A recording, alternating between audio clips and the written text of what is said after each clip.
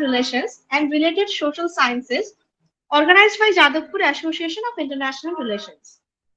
I am Kaushiki Chatterjee, student of Jadavpur University's Department of International Relations. This lecture focuses on the historical method and area studies. We are really happy and grateful to have Professor Kingshuk Chatterjee with us. Kingshuk Chatterjee is a professor in the Department of History, Calcutta University. He is also associated with the Institute of Foreign Policy Studies, University of Calcutta. He has completed his graduation from Presidency College. He has completed his Master's, MPhil and PhD from Calcutta University's Department of History. He has previously served as a founder professor in the Department of History, School of Humanities and Social Sciences at Sheikh Nadar University, and as a fellow at the Maulana Abul Kalam Azad Institute of Asian Studies. His area of expertise is in the Middle Eastern politics and he specializes in political Islam in the modern world. He is the author of Ali Shariat and the Shaping of Political Islam in the Iran and A Split in the Middle, the Making of the Political Center in Post-Revolutionary Iran. Mr. Chatterjee has also contributed in a wide variety of books and periodicals, newspapers and websites on matters ranging from Indian foreign policy to area studies and international relations. Without further delay, we should start the session. Now it's over to you, sir. Thank you, Kaushiki. I'm happy to be back with Jadavpur Department of International Relations. Um, I've never served there, I've never studied there, but I have always found it a very nice place to keep going back to. And I have the blessing of the good friendship of Professor Shibashish Chatterjee, who actually roped me in to talk to you this evening about research methodology. And as I was telling to him in half said jest, that I don't really have a method, I just go ahead and do it. Of course, he very pleasantly scolded me, saying that you can't be a historian if you don't have a method. So what I'm going to do with you this evening is simply talk about the method that I have applied. And over the years of studying the Middle East, and in particular Iran, and following closely developments in the world of political Islam, the kind of tools I have found handy in studying this is basically a kind of reflection on how the discipline has moved on. Because I cannot say I pulled any rabbit out of the hat when I started studying this subject and this entering into area studies. Whether I have actually entered the domain of area studies or not is actually, I would say, open to dispute. It is just that something I've seen that historians are always comfortable in bracketing me as an international relations guy because I work more with foreign policy and more with contemporary times than anything else. Whereas specialists in international relations are more comfortable dealing with me as a person coming from history rather than an IR guy, because I have absolutely no clue with most of the theories that you deal with in IR. And about area studies, the area studies discipline develops, as most of you would be knowing, in the context of the Cold War, and it was essentially tuning into the foreign policy behavior of the adversary, the country that was on the other side. And then, of course, the development of the discipline beyond the original purpose, the boundaries were pushed not by the original formulators of area studies discipline necessarily all the time, but new players at it. So in a way, if we are all scratching the surface, there is no problem why others can't scratch from different angles. So area studies, as you would know, it involves the study of behavior, social, political, economic, cultural, all sorts, in a cluster of territories, either under one or many political dispensations, supposedly united by a set of cultural, economic, social, and or political attributes, which is believed to be somehow influenced by the geographical element or the territorial element in the equation. So when you are looking at the political behavior or the economic behavior of a group of countries that have something in common. So, these regions, South Asia, East Asia, West Asia, the idea we play with is that somehow the territory of, say, when you were talking about South Asia, Pakistan, Bangladesh, India, Sri Lanka, Nepal, Bhutan, that the geography would somehow have a role to play in this.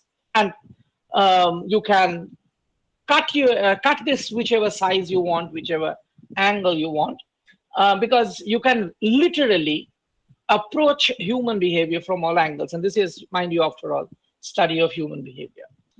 The problem that was posed to me when I set out, I am a historian by his training, so it's almost like I am almost perforce meant to look at the past, and the more distant the past, the better, because I can be all wishy-washy. When people began to bracket me into the study of regions and area studies, they began to ask me, how does an outsider even begin to understand all the influences that may impact on human behavior?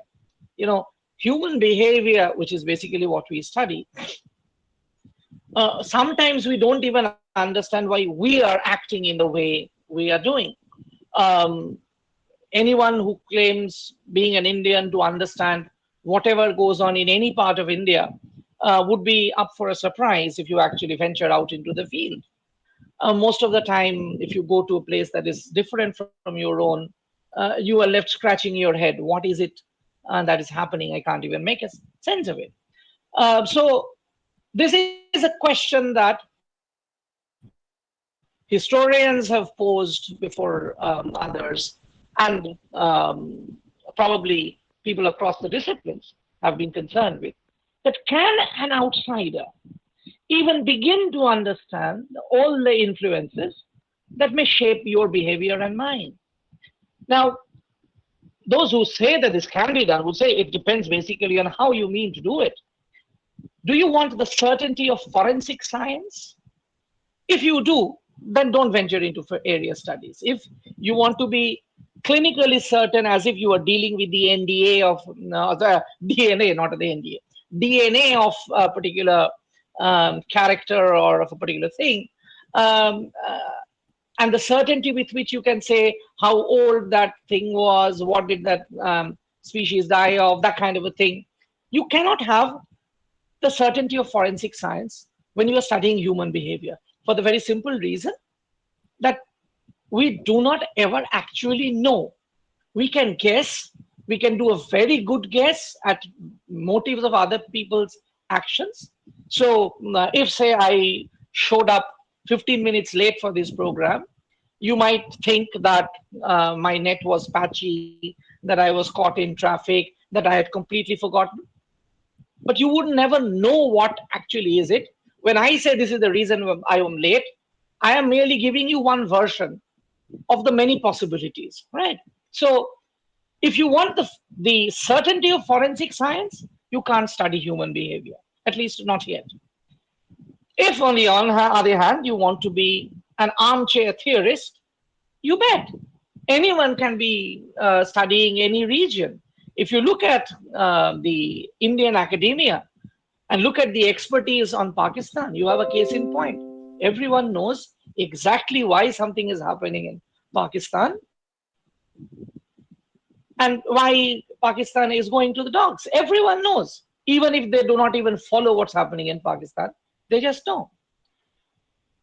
However, if you take it a little more seriously, then I would say it is possible to study a region even if you don't belong to it, if you avail of all the tools of analysis that are there, tools of analysis of human behavior that we have from all disciplines that are actually studying human behavior. And it depends, of course, on the story you want to tell. So again, if you want to do it something with the certainty of pathology, why exactly did something happen at this point of time? I don't think you can go beyond a very good guess. So, is it possible to study a region from not, despite not being an insider? Yes, if you have got your methodology right.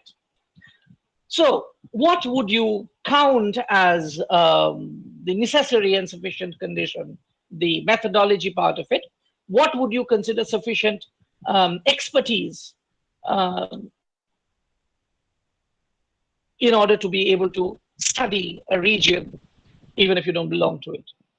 The most important thing that many experts on area studies would emphasize on is command over the language, or at least a sense of it, of the region that is to be studied. If, for instance, you are studying China, but you do not have a single word of Mandarin, and you depend all on the reports that are coming out from New York Times and Washington Post and CNN and BBC and what have you, then you will have only one slice of the possibility, um, of the possible vista. Okay, ignorance of the language frequently proves costly, because in absence of the linguistic skills, you are limited to another person's understanding of other people, and which may be completely wrong. So if the person who is doing the report in the New York Times does not have any linguistic skills either, and he is getting his feed from someone who is interpreting what is happening from the ground, then you are depending for your vision on a blind person who is just as blind as you are. He could also be completely right, but you would never know. So it is always better, as they say, if you're going to gamble, if you're going to place a bet, it is always better to get your tip from the horse's mouth. Okay? The closer you get to the source of the information, the easier it is, or let's say the less difficult it is to make sense of the information. So if you are sort of, instead of the horse's mouth, if you were to choose between the stable hand of the rival jockey, then don't worry, you are not going to come anywhere close to the truth, because the stable hand of the rival jockey would always play down the performance of your horse. Once again, a very good example is Pakistan studies in India, because people do not bother to look at sources generated by Pakistan in the local languages. At best, you would read the English language newspapers, sometimes American, most of the times, American coverage of Pakistan, or maybe even Indian coverage in Pakistan. And if your idea of Pakistan, let's say, is to be derived from any Indian newspaper or any Indian news channel, then what you are getting actually, if you think of it as a historian, the Indian view of Pakistan, not what Pakistan is actually like. Okay? And language in itself, one has to warn you, is not sufficient. Because again, if we use Pakistan as an example, India should have had far more experts of UK and US politics than what we do at present. Same for Pakistan, because there are more people speaking Urdu in India than they do in Pakistan. And we have more people speaking English than we have in the UK and US, even the UK and US put together. And yet, most of the time, our expertise on American politics or US politics, British politics, is only skin deep. We are only looking at, okay, how does that affect India? We seldom look beyond and down under the, what's happening at the county level, what's happening at the national level. So Brexit, before it happened, nobody believed could happen. And then it came and, as they say, gobsmacked all of us. We didn't even know that such a thing was actually considered possible by many people. But the mere fact that the question was being raised, should Britain get out of EU or not, should have told us that some people were considering it seriously, and that's a considerable number. So having the language by itself is not enough. Not having the language is a very major setback. If, however, you negotiate the thing intelligently, maybe you are studying a country like Saudi Arabia, but you don't have any Arabic. Instead of going to only the American or the British newspapers, why don't you look at the English language newspapers coming out from Saudi Arabia or the extended region? They might understand the coded behaviors a little better than an English language specialist. The other thing that I would consider a very necessary thing, and to what extent it's necessary and sufficient, is basically a sense of the land and its people. In history, we have this very serious question that can you write the history of a place if you have not really been there? Similarly, let's say you want, and it's not confined only to history. So, can you write, say, a story, just a piece of literature on a different country if you have never actually been there? In history, we have a very good example. The James Mill, the father of John Stuart Mill, had written a history of India in the early 19th century. He never visited India in his lifetime, neither before writing the book nor coming after it. And this has made many historians dismiss the work straight out of hand. But there are curious cases. For instance, if you read a book, let's say, on Ashoka the Great, or say Prithviraj Chauhan or Harshavardhan, you haven't really been in India at the time of Ashoka, right? So the past is almost like a foreign country. If you can study the past, why would it not be possible to study the region around you in your own time? Because that also is a foreign country. Did the authors, let's say, of any book, let's say Romila Thapar, not being in ancient India, did her lack of familiarity with the Mauryan people of India during the Mauryan period affect the quality of the work? Hardly. Familiarity with the land and its people is necessary, but it is not sufficient.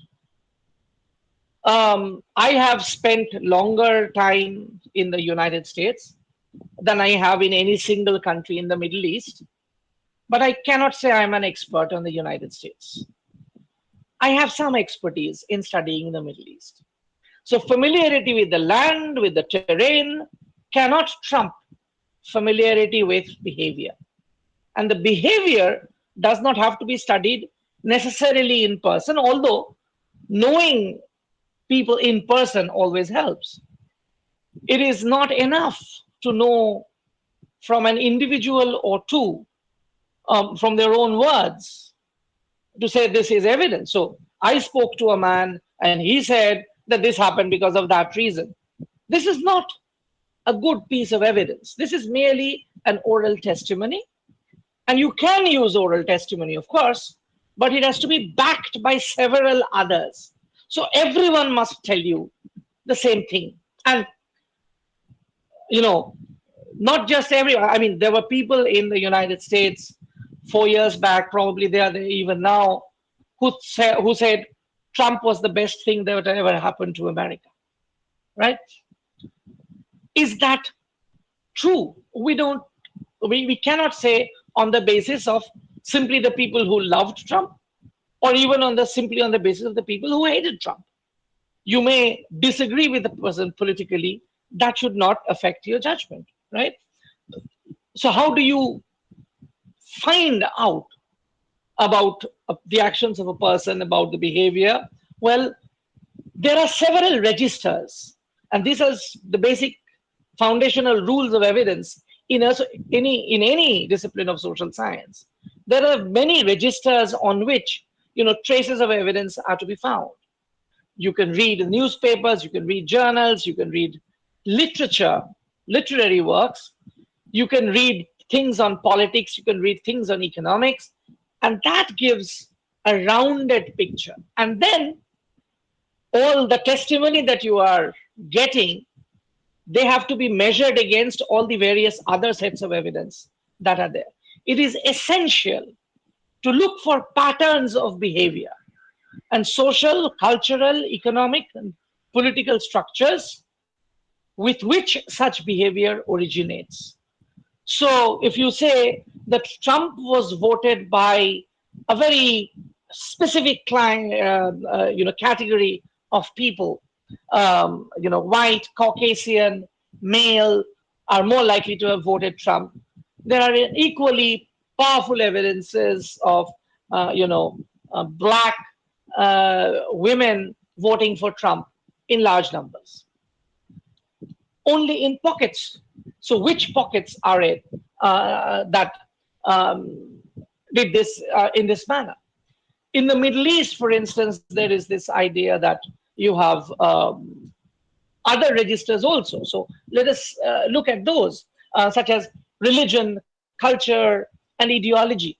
Now, to study a society that is other than your own, or maybe even your own, you need to understand how the society formulates its stand. It is best, I would say, to unlearn everything you know from before. So if you move with a set of ideas that such and such people are like that, if it is positive, then it's predilection.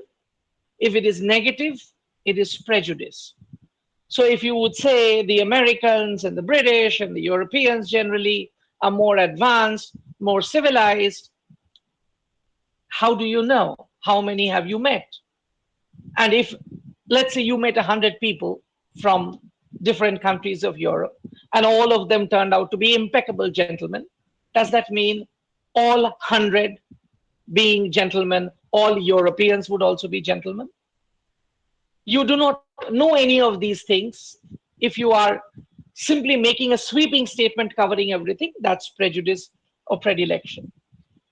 Now, other people, I would say, are neither as bad nor as good we think them to be. Other people are just like us. Most of the time, they are just like us, and you will be intrigued to see, just as you have prejudice and predilections about them, they often think of us in the same stereotypical way. So for us, the Arab is the Bedouin who is riding on the back of a camel. For the Iranian, we are a land of snake charmers, and we are the people who are constantly doing yoga for almost 24 hours. Stereotypes work when people don't meet. If you bring in real experience, that frequently gets to change. It is, of course, useful to know religious belief systems and cultural patterns. So if you study, for instance, the Middle East, the way I do, religion has often been used as an explanatory variable for everything. Middle East has hardly any democracies. Oh, that's because Islam is not democratic. Middle East is very authoritarian, is given to Islam, given to totalitarian dictatorships. Oh yes, Islam is all about violence and all that sort of thing.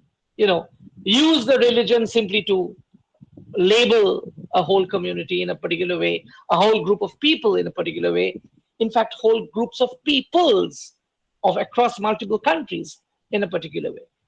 Now, I would admit that it is useful to know of the religious belief systems and cultural patterns. Not so much to see why people behave in a particular way, rather to explore why they say they have behaved in the way they have done. Because most of the time, just as we do, we rationalize, we justify things after doing things, rather than those things being the rationale, the explanation, or even the cause for us doing something. So if there is a surplus of authoritarian countries in the Middle East and very few democracies, that doesn't necessarily make Islam incompatible with democracy, because democracy is not simply a factor of religion. So, to but the question is, what do the Muslims of the various Arab countries say? Do they say that because we are Muslims we don't want democracy? Of course not. They don't say that. And that's what I'm talking about, that you have to look at behavior across different registers. There are some people who, in order to deny democracy to the people, would say this is an alien form of government. Well, you may have a government in India someday that would say democracy is an imported, system from the colonial times, and we have to overthrow the colonial past and return to our old Indian ways, which is good old-fashioned monarchy. The extent of the understanding actually improves with the extent of the information base you have. So it is not enough to study, say, the religious text or even the political text of a particular country to understand why any country behaves in a particular way. So, if you want to study a country where the majority of the people happen to be Muslim, do not think reading the Quran would give you any clue. In fact, it is hardly useful at all. There is nothing in the Quran of any of the countries in the modern Middle East, because they did not exist in those times, in those ways, and in those names. Rather, it is useful to see what people believe the Quran says, or what people say the Quran says, and how such readings vary in points of space, time, and the person who says it. So, to give you an example, Iran had a constitutional revolution in 1906. Now, at that point, when a constitution was being drafted, the question was raised, where was the sovereign authority to rest? And there a number of people very seriously said, listen, sovereign authority cannot rest in anyone but for Allah. Very helpful. Allah is not around. If you vest sovereignty in him, then who actually governs? Others came forward and say, of course, sovereignty belongs to Allah. Allah has merely delegated the exercise of sovereignty to us. Therefore, we must have the constitution. Their intent was to establish democracy. The other lot did not like the people who were going to be in power if democracy comes. So the lot that wanted to block them said, no, we don't need a constitution. We already have the Sharia. So we should live by that. And the Democrats, known as the Mashruta Khwahis, they went and said, constitution is for us to be able to govern ourselves, acknowledging the overlordship of Allah. No law would be made which is incompatible with Islam, but we will decide whether it's incompatible with Islam. So if you look at evidence in this manner for the region, the studying of it is eminently possible. There is another question I frequently faced as an Indian expert on the Middle East. Does my reading of Islam happen to be authentic? Because after all, I am not a Muslim. So if you are not a Muslim, can you even understand? Every Western academic writing on the region is not an expert, but it may have an idea or some information that may lend to expertise. It is seldom that a Western expert is asked, if you are not a Muslim, how do you understand Islam? how can you understand Islam? Nor is necessarily a protagonist of Orientalism or Occidentalism, imperialism, new imperialism, cultural determinism. If you have a baggage of ideas, that does not necessarily make you an expert. If you believe whatever happened in the East is a proof of the eternal darkness that clouds over the civilization, that is to say, Occidentalism, or that the Orient, is esoteric, it is mystic, it has registers that has to be understood only by those who are inside it. That is to say, Orientalism doesn't work. You may have lots of information. An Orientalist scholar may have lots of information, far more than any average person does, but you may still not be able to process it if you are coming with a baggage of ideas of your own. Every voice from the region itself, however, is not necessarily the authentic voice either. It is at best an authentic voice, but does not have to be the authentic voice. Because if that were the case, then Osama bin Laden would be claiming to be an authentic voice of Islam, regardless of what various Western scholars may say that he does not really represent the authentic Muslim voice. Is there such a thing as an authentic Muslim voice? Very frankly, I still do not know. But I know that there are many voices. There is no one voice and there is no one opinion. So it is extremely important to not be prejudiced or biased. If you are objective, I mean, what makes you objective? What makes you representative of the nativist, nationalist, or cultural positivist positions? These are all relative questions. But being the one or the other, if you fit into any categories very neatly, that does not necessarily make you an expert or stop you from being an expert. In the context of the Middle East, I think an expert is neither one who thinks of this as the Muslim world, nor one who says he knows what went wrong with Islam, as Bernard Lewis has frequently done. Rather, the one who can provide leads to a reasonable explanation as to why either of these claims are made. And that applies, across the board. Something happens in India, and some commentator, somewhere seated in America would say, this is a process of a long cultural history, dating back to the days of the Buddha. Of course, the behavior that occasions such a comment, the person who sort of was behind that behavior would probably have a heart attack if you told him he was a Buddhist. So, how do you make an authentic voice? How do you make an expert? It is not a very easy thing. There are no hard and fast rules. It basically deals with how you deal with the rules of evidence. And the rules of evidence are very simple. You do not make a claim unless there is very good reason to make such a claim. In studying a region, let us say the Middle East, the area studies approach today works as a kind of a counterbalance to culturally deterministic positions. If the majority of the people are Muslims, they behave in this manner. However, in Israel, where the majority of people are Jewish, they behave in that manner. Whether you are Jewish or Muslim do not affect your behavior, except in the one thing, which is belief in one God.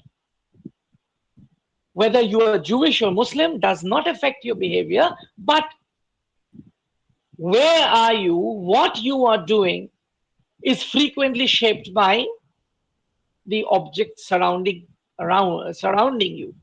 And in that, motivating you or dissuading you, religion could be a register, ideology could be a register, but only one.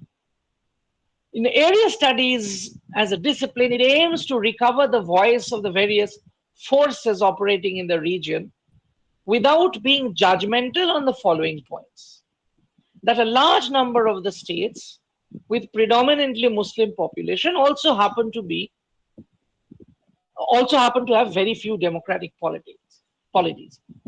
That barring a few exceptions that tend to be socially very conservative, there is little or no freedom of religion at all in this region. And the crucial question that one is left to ask in such a situation is not whether social and political dispensations claiming to derive their legitimacy from religion are essentially undemocratic. Rather, how do they claim that legitimacy? If you belong to the Middle East, if you do not see too many democratic regimes, the question is why the Middle East is not democratic. If there is a tribal monarchy, then why is the tribal monarchy there? If there is a military dictatorship, why is the military dictatorship there? If America is democratic, why is it democratic? Is it simply because of its constitution, because of the way it has worked? You look at the history of America to explain why America is democratic, right? You do not say America is democratic because it's Christian.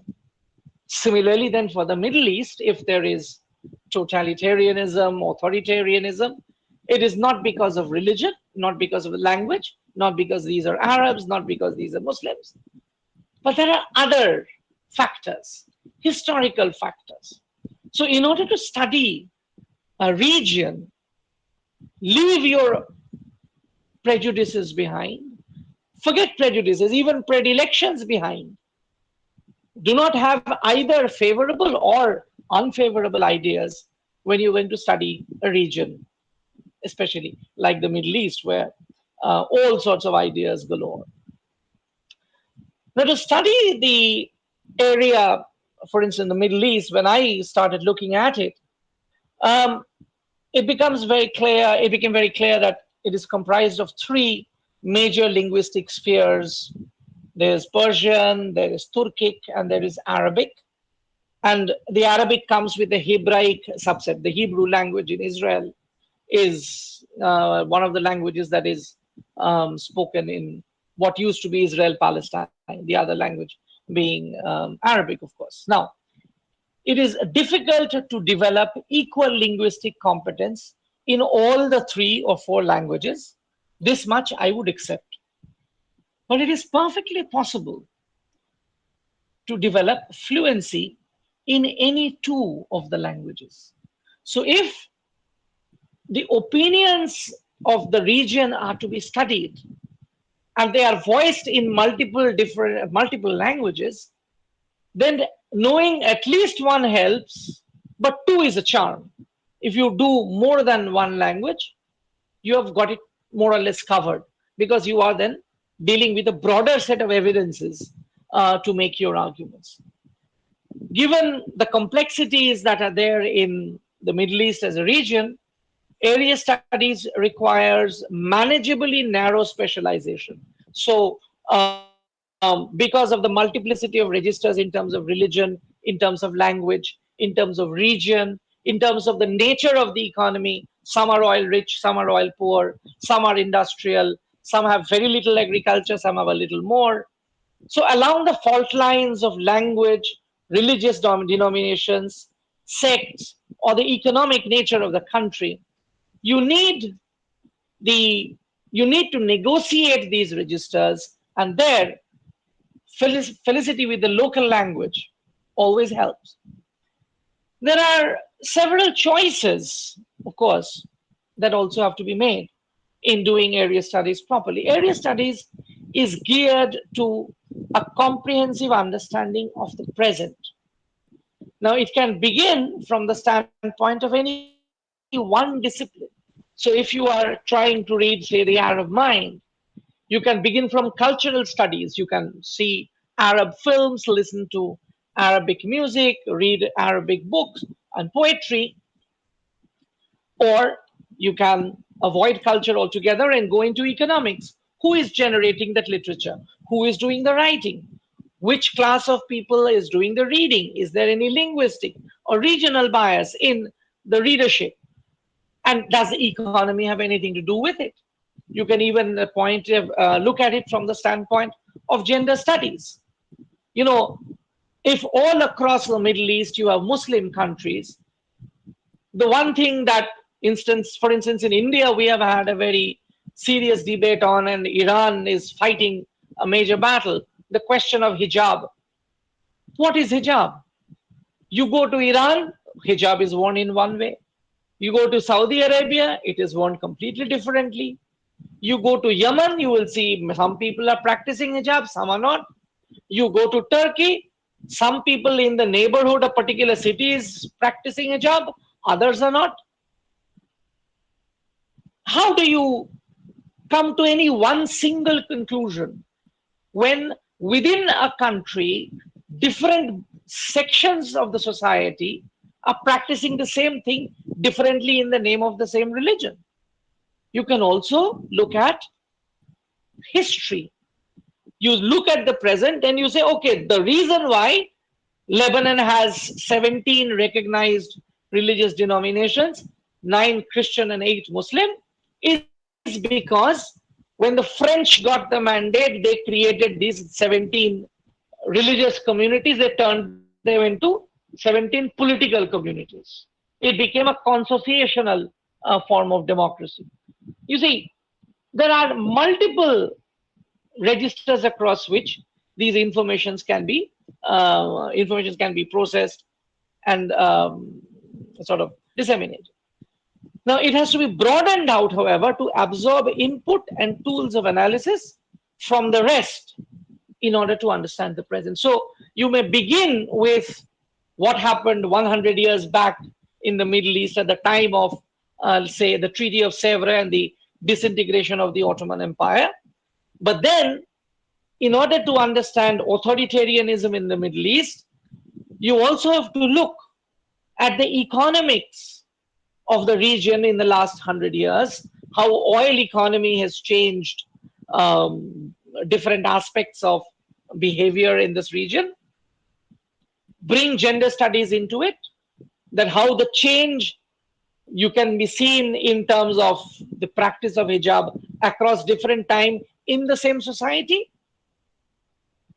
Okay, so you may begin with any one discipline, could be cultural studies, economics, gender studies, history, politics, sociology, but then you have to liberally borrow from other disciplines as well. Area studies is by definition interdisciplinary. There is no one single register across which all evidence has to be processed. My own point of origin was history, and the analytical tools and categories I used were derived largely from history. Not because the present is very much like the past, because it never is, but the societal, economic, political, and cultural structures and institutions, I would say, always develop over time. So the societal structures in any of the Middle Eastern countries you may choose to think of now is different from what it was 100 years back. Even a country as apparently regressive as Saudi Arabia, you should see the transformation that is taking place in Saudi society in the last 100 years. It's breathtaking. I can't even think of any other country where this much change happened in just about 100 years. It is backward in terms of Western parameters in comparison with many countries of the world. But that does not mean time has stood still in Saudi Arabia.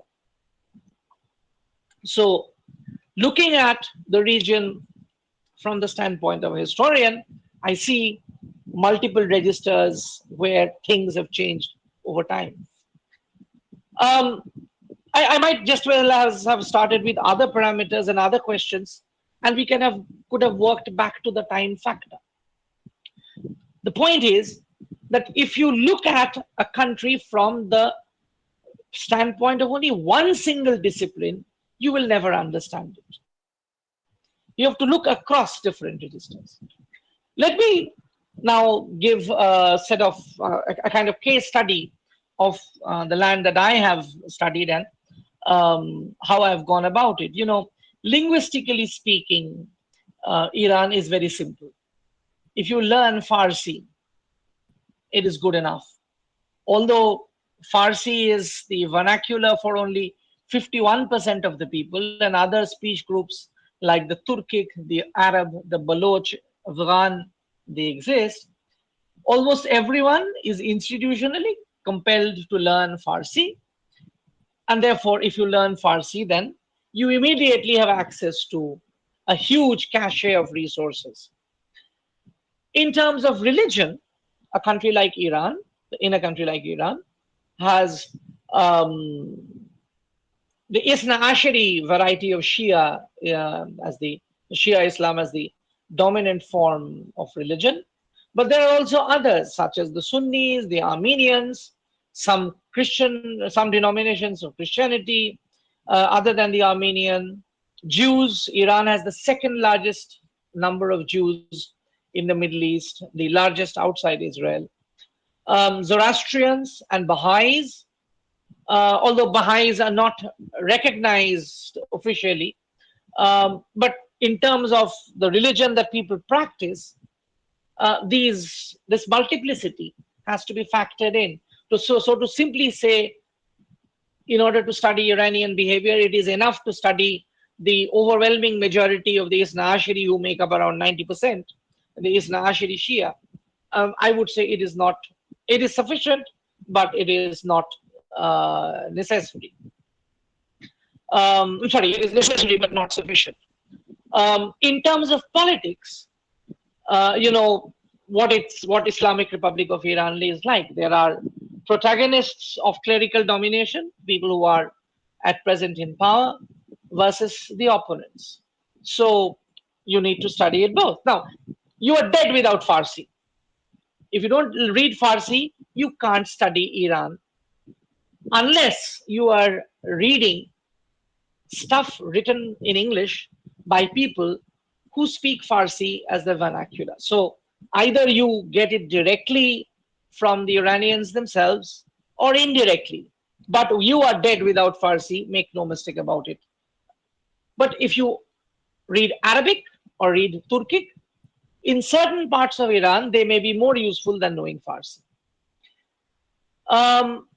Another useful point to remember if you are studying a country other than your own is that stereotypes cannot help understand the complexities, especially if the stereotypes are derived from study of the country's history or newspaper reports from elsewhere. So if you read a history of Iran written by some British colonial functionary who happened to be involved in laying down the telegraph connections in that country, he comes and writes back his memoir of the days in Iran, and you use it to say, so the Iranians are like this, or the Iranians are like that. It completely depends on how astute an observer the first traveler was. If he was an astute observer, you may have scratched at the surface. Otherwise, you're probably not even close to it. In Iran, more than 90% of the people, as I said, are Isna Ashari Shia, a particular type of Shiism. But that does not mean anything beyond census figures. The shared language spoken in the social space on matters to do with religion are influenced by religious considerations, but you do not have to subscribe to it to use the language. So we frequently, there are people in India speaking in English who would exclaim, "Oh, Jesus," does not make them Christians, does it? So the language you use is a code, but it does not guarantee that it has only one meaning. It is essential to understand the changes that took place in Iran as a country over the last 100 years rather than those that appear not to have changed. So, the one thing that has happened in Iranian society over the last 100 years is that a large segment of Iranian society became very heavily secularized. And that is the reason why you have this present dispute over, the wearing of hijab. the headscarf. A segment of Iranians remain very deeply conservative, wedded to their provision, their traditional way of dressing, but that does not mean everybody is like exactly that. Iranian society has been struggling to negotiate its path to modernity. So, and it is not necessary that anybody who is negotiating the path to modernity simply happens to be secularized, non-believers, atheists, as the Iranian regime often characterizes some of its critiques. It's not necessary. You may be a perfectly devout Muslim and you may want to see the back of this clerical regime in Iran. Just as, you might be a very devout Muslim in Pakistan and hate the military for what it has done to that country, right? So never any use to apply stereotypes to understand behavior.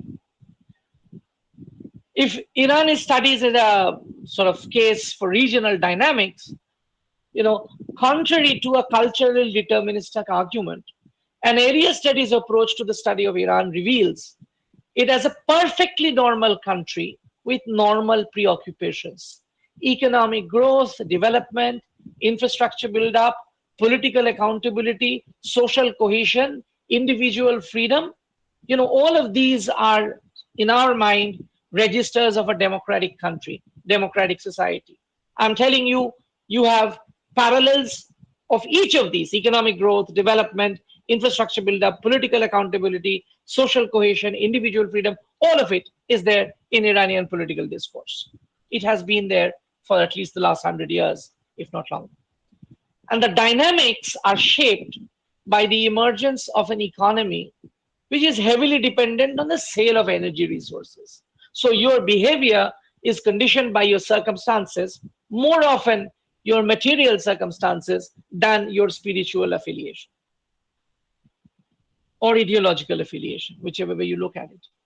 And the political struggle against an authoritarian state, having culminated in the revolution of 1979, the group that seized power used their capture of the political institutions to retain their stranglehold on power once the revolution and the Iraq war was over. Put simply, the present regime that you see is a carryover from the revolutionary times, people who seized power through the Iranian Revolution of 1979. And just like anyone else, anywhere else in the world, once the mullahs get a taste of power, they don't want to give up. Wake up. This is the world as it is. It has nothing to do with Islam, the religion. It is the class character of the victorious social group, which is to say, the lower middle class from which most seminarians are drawn, that gives the socially and culturally conservative character of the Islamic Republic. Okay, this leads to demand for social and cultural openness, and it comes from the more educated middle class and upper middle class who have become assertive in the post-revolutionary era in the last 20 years. The conflict that you see today is an evidence, however, of the resistance broadening from the educated middle and upper middle class to a much broader range of society. Now, if you use the rules of evidence, religion is being used by both sides. That meaning the religious terms of reference that are used are religious on both sides. That does not mean the dispute is religious at heart. It is a political dispute for domination in a society which is contested. Outcome of the struggle is to be determined not by the Islamic character of the people, meaning how pious these people are as Muslims, rather a normal struggle for control over policy and resource allocation. Policy is to be made about resource to be allocated, and who does it is the real key. Using a political language premised upon Islamic terms of references only. Now, if you want to use the cultural register of Islam to say that all Islamic countries or all Muslim countries are bound to behave like this. It is a total misunderstanding. Do not carry stereotypes. Um, to study the case, which is Iran, when I was studying, when I went out to study the case, I was told that it simply could not be done. My primary point of entry when I started reading it was daily news digests from around the world, the neighborhood, and especially the country, including Farsi. And increasingly, once you may start with a language you are more comfortable in, let's say English. But gradually, if you're going to study a society, a religion, a country, then you have to read it in its own language. Now, of course, you have many things apart from these news digests. You have blogs, you have the Twitter, you have Facebook, all sorts of social media platforms. Use them all, for God's sake. Use them all to understand what people are saying. Are all of these valuable as evidence? Of course not.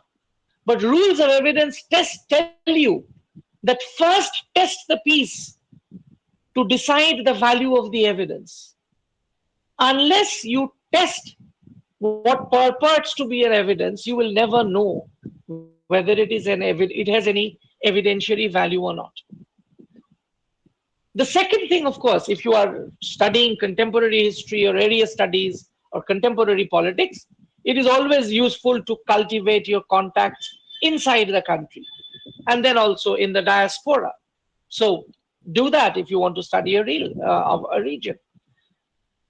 And the most important thing, as I said, it is to allow no stereotypes to stand, both of and about the subject. Okay, so they may have stereotypes, you abjure them. There may be stereotypes about them, and you abjure them. The weakness that stems is frequently with, irregular access to a huge body of printed literature, especially official resources. So, standard historians would tell you that anything that is not available in the archives cannot be trusted for their evidentiary value. I disagree. But unless you follow the sources regularly as close as possible, and unless you can supplement them with official sources, you can't really study the politics of a country or a society even. So if you want to judge whether the hijab discourse is a political discourse or religious discourse, you have to follow the bloody dispute for you to make out whether it has any evidentiary value or not. Or do you simply have to go back and study the Quran? So, yeah, I have spoken almost 1 hour. So let me just quickly wind up what were a loose set of rambling thoughts. Area studies approach allows a region to be studied on its own terms. On its own terms. So you do not study another region or another time. You do not study anyone else except on its or her or his own terms.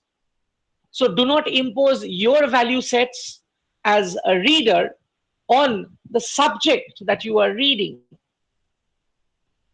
Do not argue along culturally deterministic lines. So if you have been told that you have been brought up in a particular way, that this is good and that is bad, if someone does not share that, you cannot just go away saying that this is unacceptable. You have to judge your subject of study on its own terms, not impose your value system or anyone else's value system for that matter. Neither should you impose your own stereotype of their value system on them. Specifically, Middle East as a region finds its social, political, economic, and cultural dynamics increasingly today shaped by the oil economy. The cultural component of religious dogmatism, social conservatism, and political authoritarianism is merely on account of the language of politics that is used. And that is more like an optical illusion rather than a determining factor. The most important tool of analysis in social behavior is therefore study of the language that is spoken by the subject of study, not by the person who is doing it, but the language that is used by the person who is being studied. And the attempt is to recover the intent of the person that you are studying. So do not assume that what a particular sentence, a particular phrase, or a particular word has any resonance with you. Do not assume that same resonance would be there in the subject of your study. I'll stop here and would be happy to answer any questions that there might be.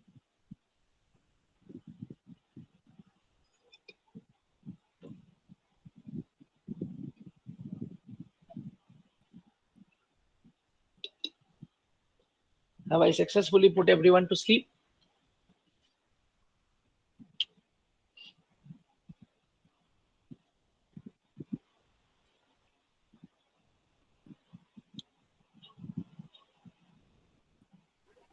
Thank you so much, sir. Now this floor is open for questions. If any of you have any doubt, please feel free to ask our professor.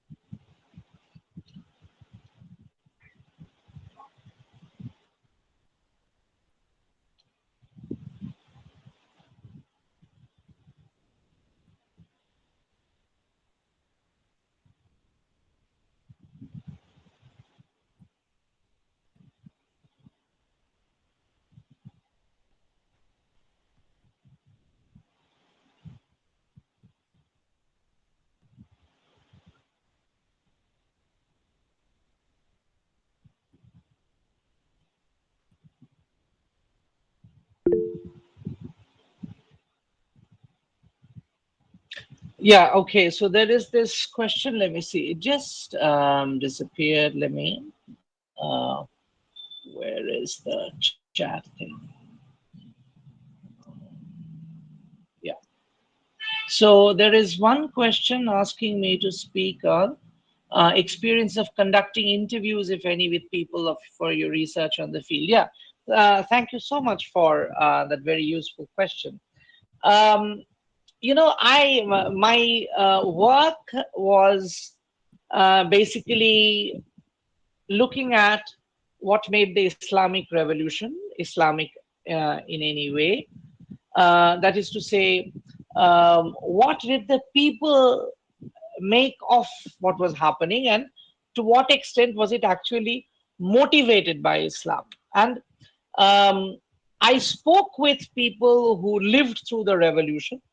um, I have found that if you do not trust a recorder in the face of your interviewee, or sit down straight away and start jotting things, if you can keep the interview informal, it works very well.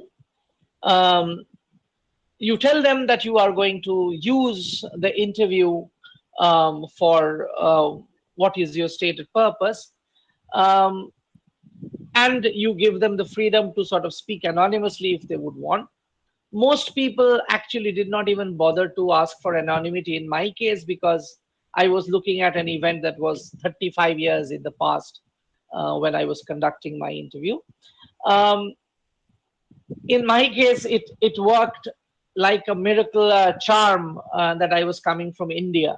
Thanks to Bollywood, in Iran, any Indian is coming from the land of Amir Khan and Shah Rukh Khan, and the sort of red carpet is spread out straight away.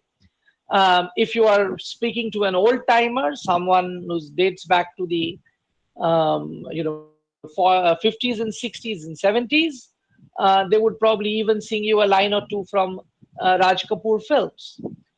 That puts that kind of engagement, if you begin with that kind of a thing, it immediately puts the person you are interviewing at ease. If you are an outsider in an authoritarian system or in a semi-democratic system or a system, even in a democratic system where there is not much freedom of press, uh, people are more willing to talk to an outsider who is not likely to frame you. You trust your neighbor less than you do an outsider. And very often people end up saying things that they wouldn't otherwise. For instance, this trip was during the first year of President Mahmoud Ahmadinejad. This was in 2006 that I'm talking about. I was riding a taxi in Tehran, going from one part of the city to another. And the cab wala, the moment he hears I'm from India, that I'm working on the Iranian Revolution, maybe he had a very nasty day to start with. He went hammer and tongs at the Islamic Republic. These bloody mullahs, they are lining their own pockets. They are looting us with like nobody's business. Iran is a city, Tehran is a city which is flush with flyovers like any American city, largely because the new town planning was with American advice in the pre-revolutionary times. So the cabwala, who was clearly a beneficiary of the revolution, says, "You see these flyovers? There are 21 inside the main city of Tehran. 19 were built by the pre-revolutionary regime. The mullahs have built only 2. Why did we have the revolution?" Okay, now this does not necessarily mean that the revolution was not supported when it came. It merely means that it had not kept on fulfilling all its promises. You need to put the thing in perspective. When I was writing the history of Iran for 1967 to 77, which is my period, I did not quote this taxiwala and say this is what people have to say about the Iranian Revolution, because my story pertained to that period 67 to 79. I could not use any evidence that did not belong to 79. However, when I'm talking about, the way politics is run these days in Iran, I can easily quote him that there is a major disaffection about how the resources of the Islamic Republic have been carried out. Um, the experience of conducting interviews, there are so many, very difficult to narrow down on any one. But let me just share with you another one. The way it used to work is I would work in the library in the morning, and then after dinner in the evening, I would go out meeting people. Um, the person my protagonist, whom I was studying, has been used by both the Islamic Republic and its opponents, its adversaries. Ali Shariati is an ideologue, is a political ideologue whom both sides have used very handsomely. I was meeting one of the dissidents on one of the evenings. That gentleman came over to my room. At that point of time, my Farsi was still not adequate. So I was using the good offices of an interpreter who had done his education in JNU.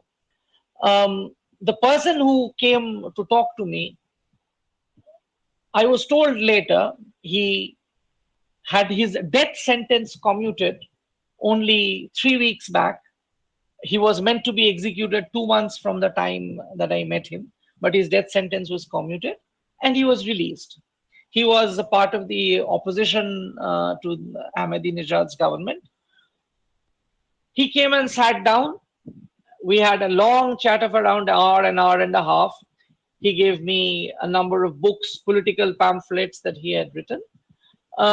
He left. So I called up a friend of mine who was helping me with conducting all these interviews. And I said, well, I met Taki Rahmani just 5 minutes. Who did you meet? She asked. I said, Taki Rahmani, a student of Shariati. Well, I know who Taki Rahmani is, but how did you even meet him? I said, he came over to my hotel. Well, you don't come anywhere close to my home for the next 1 month.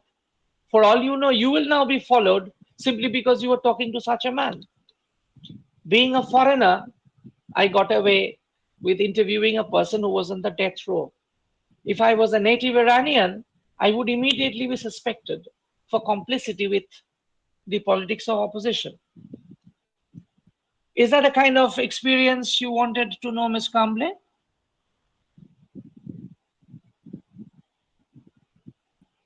You're most welcome.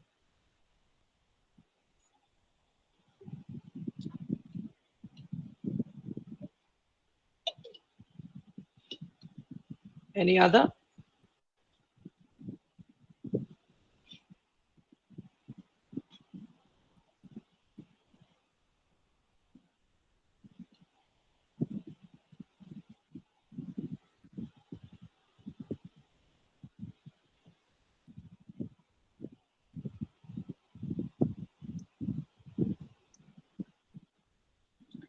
Do we have any other questions?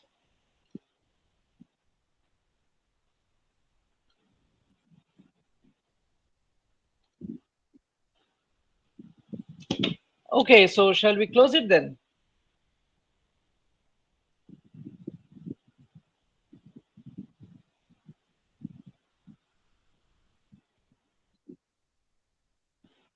Okay. Right. Once again, sir, thank you so much for this brilliant session. It encourages us to work more in this platform, and thank you to everyone for joining the session.